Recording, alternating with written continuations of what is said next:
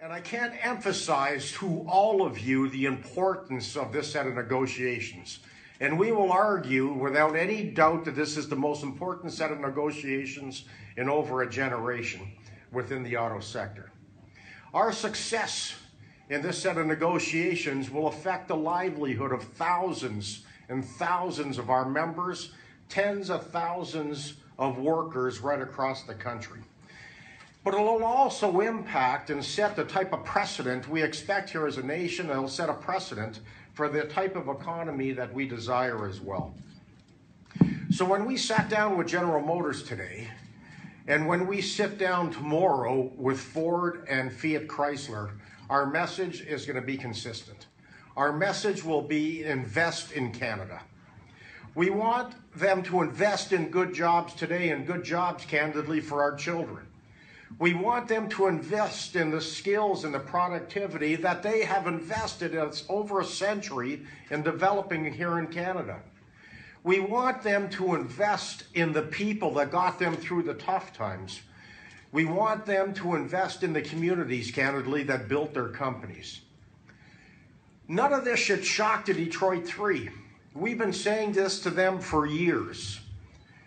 And we've been saying to them, and our message has been very consistent, that there will be no deal in this set of negotiations unless there is a commitment to Canada.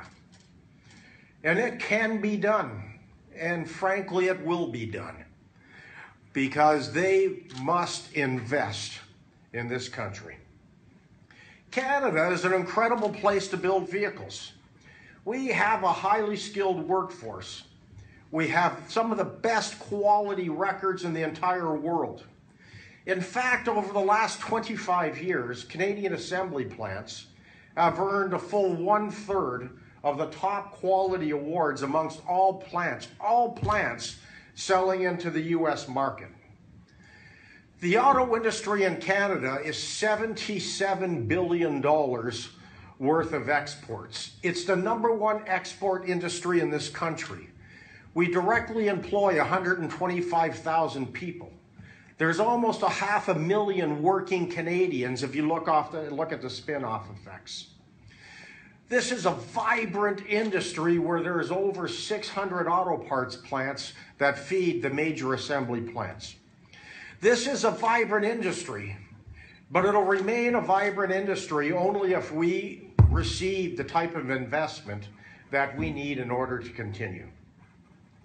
The mandates to build new vehicles don't come overnight. The industry is one that takes planning. That's why this set of negotiations is critical about us ensuring that the auto industry and the major manufacturers make decisions today about future product. Because the products won't start on the assembly line tomorrow. It takes years in order to get the assembly operations up and running. Canada is an important global market for the Detroit Three.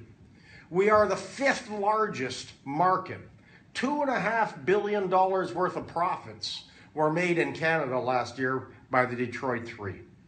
The companies have done very well. They've done very well in Canada. The investors have done very well.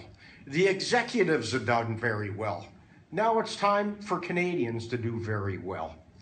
It's time for our members, candidly, that haven't had an increase in 10 years to get a pay increase. We have contract workers that need to be made permanent. And we also have struggling retirees that need a leg up. But all of this starts with a commitment to invest. So continued investment in Canada really is about supporting our communities, supporting the local economies.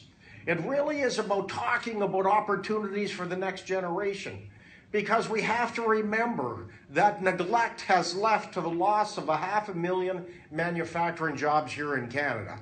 And respectfully, we can ill afford to lose any more.